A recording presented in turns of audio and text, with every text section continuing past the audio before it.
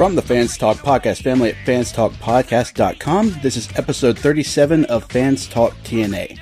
This week we're covering the July 1st, 2015 episode of Impact Wrestling on Destination America, as well as the rest of the news and notes that happened this week.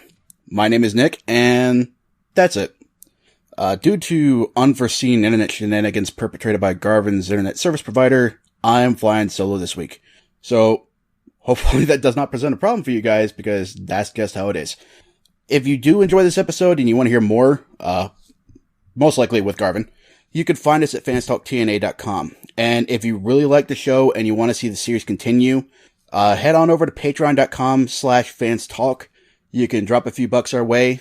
There are different rankings and different slots that you can get into that you'll get bonus content. So it's a good time. It lets us know just how much we're appreciated, how much our content is valued, and we really appreciate it.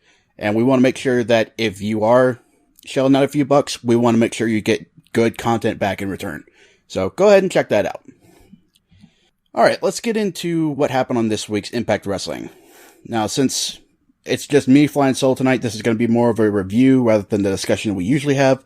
So let's get down to it. Starting off in the low to mid card, we had the BDC versus the Rising. The stipulation was losing team must disband. And first of all, Micah was eliminated, and then Eli Drake was hurt and had to be moved to the back, so he was eliminated as well. At that point, that left Drew Galloway alone against all four members of the BDC, which, if you haven't been watching in a while or you've forgotten what's been going on, that would be MVP, Low-Key, Kenny King, and Hernandez, who came to Impact this past week. Now, Galloway did make somewhat of a comeback, and he eliminated first Kenny King and then Low-Key. I'm sorry, I got that backwards. Low-Key, then Kenny King. There was a miscommunication between the two, and Galloway took advantage of that. Then Hernandez stepped in. We had some classic big guy power versus power going on, and Hernandez got the better of Galloway. Then MVP tagged in and picked up the scraps. So, officially, the Rising is disbanded.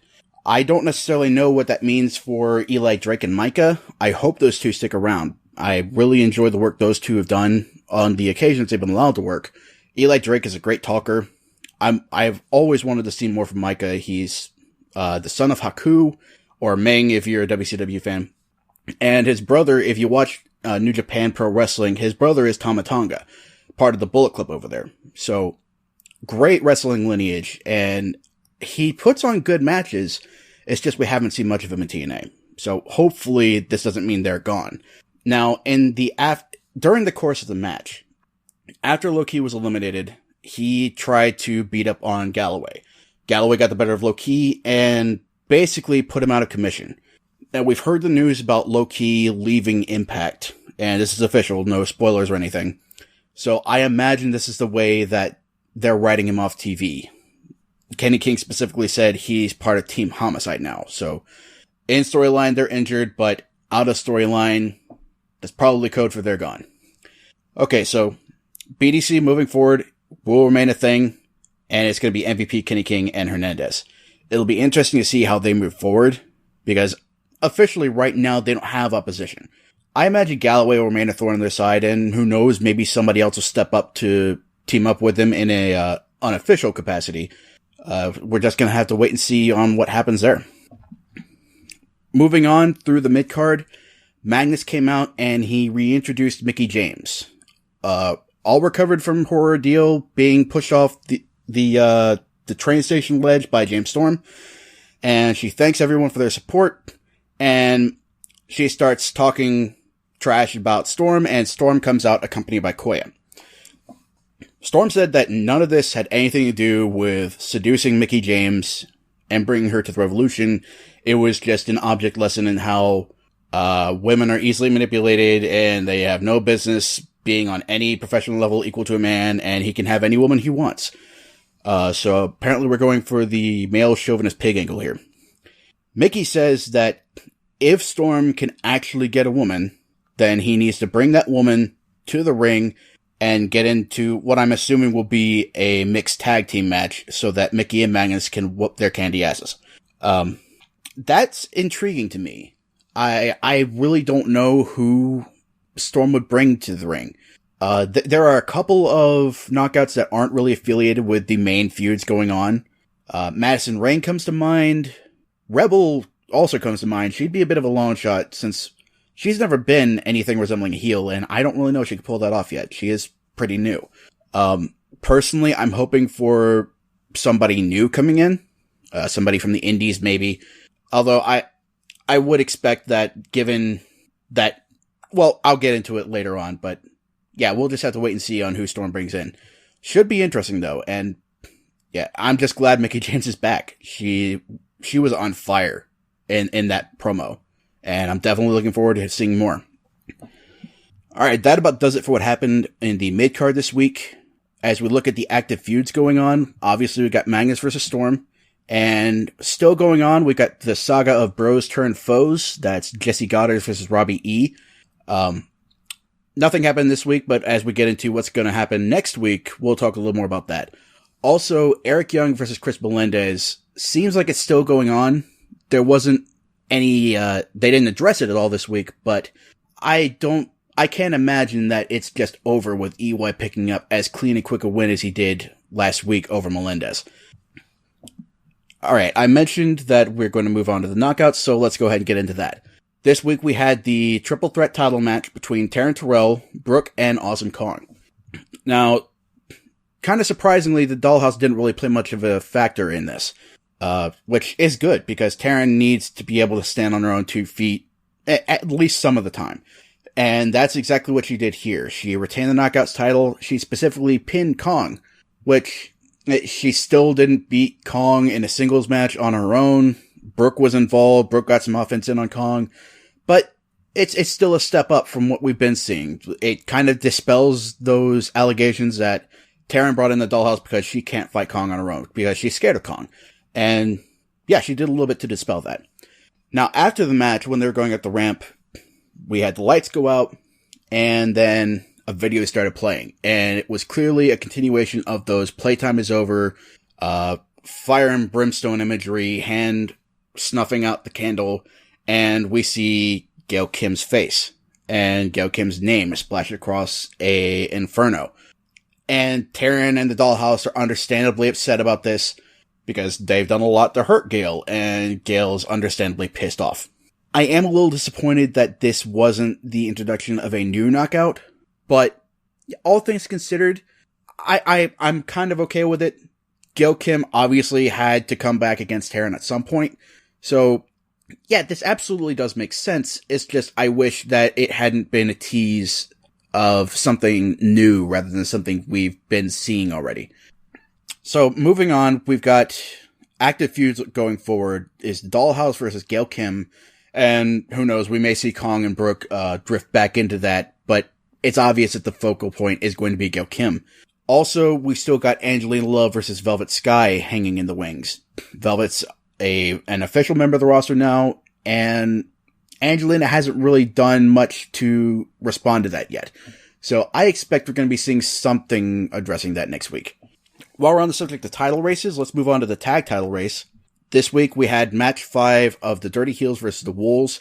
It was a 30-minute Iron Man match, and the Wolves picked up the win. 2 falls to the Dirty Heels 1. So now they are 4-time tag team champions. That's kind of impressive given their relatively short stint here in TNA. It seems like anytime those two have been on TV and wrestling, they've been champions.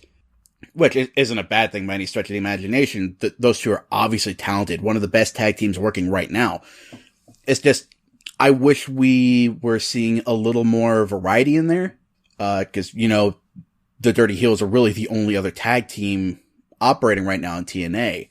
And I don't really know when that's going to change. I suppose it kind of has to pretty soon, but I mean, the teams that we did have at the start of the year are broken up. The Bromans are broken up. The Hardys are out of commission right now. Team 3D really isn't anywhere to be seen. I know I said at the beginning of the year, but those are really the only 3 other teams that have been a factor in the last while since the Wolves have been around. And yeah, we're gonna have to start putting together some new teams pretty quick, I'm thinking. I just wish I had an idea as to who those would be. because a lot of people are occupied with a lot of other storylines right now. But I guess we're just going to have to wait and see what's going to happen there. We're going to be doing a lot of wait and seeing, I'm noticing. So whatever happens, it's going to be good. The tag team title race has been very, very interesting for a long time now. So I'm not worried. Finally, as far as title races go, we come down to the World Heavyweight Championship.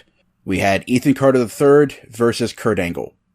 And there were a little bit of shenanigans involved during the course of the match. Tyrus did get involved, but Tyrus was eventually ordered back to the locker room. And for the final decision, it was purely one-on-one between those two men. And Ethan Carter III pulled out the win, and he's continuing his undefeated streak as the new World Heavyweight Champion. Despite the heel shenanigans going on over the course of his undefeated streak, I would say this is well-deserved. EC3 is easily one of the most entertaining people in wrestling right now. He's a great talker, he's a good wrestler, and he brings a spark back to TNA that it really does need. He's a young guy, he's got loads of potential, loads of ability, and honestly, how the WWE slept on this guy, I have no idea. Because since his debut, he's been on fire. He's done great things, even with when he was just fighting nobodies, like Nor Furnham and Dewey, I forget his name now. Even against nobodies, he was incredibly entertaining. It wasn't the usual big guy monster come in and squash. He made it entertaining, and I think he's done a good job of continuing that. So, obviously, we're going to be getting a rematch at some point with Angle. I haven't checked the rankings lately, but I imagine Lashley's going to be up there pretty soon. We'll probably see Anderson take a shot at EC3 just because of the history those two have had recently. I'm not really looking forward to more Anderson versus EC3, to be honest, but at worst, we're going to be getting a decent match. Who knows? Maybe now the Dirty Heels have failed in their tag team title endeavors. Maybe we'll see them split up and one of them will take a run at EC3. Who knows? The field is pretty wide open, and yeah, more waiting and seeing. Alright, so that's the week that was in TNA. Let's look forward to next week. Not a whole lot really advertised right now. The only thing that we know we're going to be getting is part 2 of the Jeff Jarrett interview, which, we'll talk a little bit about that in just a moment. But we're also going to be getting a street fight between Jesse Goddard and Robbie E. I was a little surprised to see this since, Robbie E won in pretty decisive fashion at Slammiversary. But, turns out there was a, parking lot brawl between the two that we didn't see on Bell to Bell, but, Impact had a video and showed it to us anyway. And clearly there's still a lot of bad blood between those two, a lot of room for more action moving forward. So, definitely looking forward to that. Okay, some minor news and notes coming out of this week and going into next week. Again, Jeff Jarrett, part 2. But on part 1 this past week, he confirmed that there is indeed a relationship between TNA and Global Force Wrestling, and that upcoming events would, quote, shock a lot of people. This is kind of par for the course for Jarrett. Still the same vague declarations that has been, I don't know if plaguing is the right word, but it's the same tone as his announcements for GFW events and situations, like the signing of talent, the mustering of support from board investors, things like that. Still very vague, not a lot of explanation. I expect that'll change in the weeks to come, but right now, more waiting and seeing. Also, we've got TNA has a new chief strategy officer in Eric Sherman. This has nothing to do with the wrestling side of things. It's just purely a business thing. But what might make this a little bit relevant to our interests is he's got a background in talent management. He was the guy that got Steven Tyler his American Idol deal as a judge. So, seems obvious to me that he's got at least some sort of pull in the entertainment industry. And TNA hasn't really done that great a job in talent management. They became clients from UTA. UTA, or the organization got TNA their deal with Destination America, and I don't know. There's always rumors about how TNA is having a falling out with Destination America and they're going to get canceled and all that nonsense. Hopefully, this represents a change in fortune for TNA. Maybe we can get some of those rumors dispelled. Maybe the waters will calm to some degree. Really, we can only hope for the best. All right. That pretty much does it for the events of this week's Impact and all other TNA-related news. So let's move on to win, fail. My win of the week is EC3 as the World Heavyweight Champion. Again, well-deserved. I think he's going to take that ball and run with it and perform admirably. I don't think there's going to be 1 ounce of failure in that run. I'm going to be highly entertained, and I imagine a lot of other people will as well. I don't really have a fail from this week. I don't think it topped Slammiversary as far as entertainment or match quality, but even so, still a great episode of Impact. One of the best they've done this year, I would say. And yeah, a lot of big events moving forward. A lot of stuff happened this week. New tag team champs, new world heavyweight champ. The Rising is no longer a thing. Beatdown Clan is on a roll. Yeah, a lot of big stuff and big stuff moving forward. So, no fail from me. That's all the time we have for this edition of Fans Talk TNA. But the conversation doesn't have to stop here. You don't have to just sit there and listen to me go on for a while about the events of TNA. You can let me and you can let Garvin know what you thought over on YouTube. There's been a lot of conversation going on there. It's been great. We want more from you guys. Let us know what you think.